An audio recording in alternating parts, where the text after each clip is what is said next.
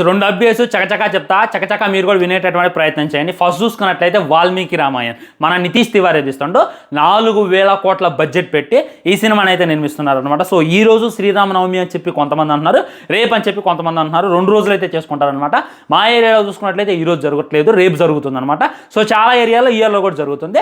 Maximum మన నితీష్ తివారీ తీసేది వాల్మీకి రామాయణ్ కాబట్టి దాని నుండి ఖచ్చితంగా ఒక టీజర్ వస్తుంది, ఒక గ్లిమ్స్ వస్తుంది అని చెప్పి ఎక్స్పెక్ట్ చేస్తున్నారు.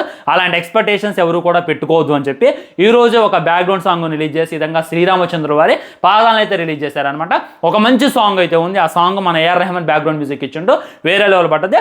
సో అక్టోబర్ 2వ తారీఖు 2026లో సినిమా రిలీజ్ చేస్తామని చెప్పి రిలీజ్ డేట్ చెప్పడానికి ఈ విధమైనటువంటి లుక్ అయితే రిలీజ్ చేశారు. సో మ్యాక్సిమం ఇక రామాయణం నుండి ఏ విధమైనటువంటి అప్డేట్ ఈ శ్రీరామనవమికి రాదు అని చెప్పి మనమైతే అనుకోవచ్చు. వారణాసి మూవీ ఇది కూడా రామాయణ్ని ఇన్స్పైర్గా తీస్తుంది. ఆల్మోస్ట్ 25 నిమిషాల నుండి 30 నిమిషాల దాకా రామాయణ ఘట్టాలు ఉంటాయంట. అది మామూలుగా ఉంటుందంట, ఉత్కంఠంగా ఉంటుందంట. అండ్ మన మహేష్ బాబుని చూసుకున్నట్లయితే శ్రీరామచంద్రులాగా మన రాజమౌళి గారు చూపిస్తున్నారు. సో ప్రతి ఒక్కళ్ళు ఏమైనా ఎక్స్పెక్ట్ చేస్తున్నారు చెప్తే మీకైతే నవ్వాగదనమాట.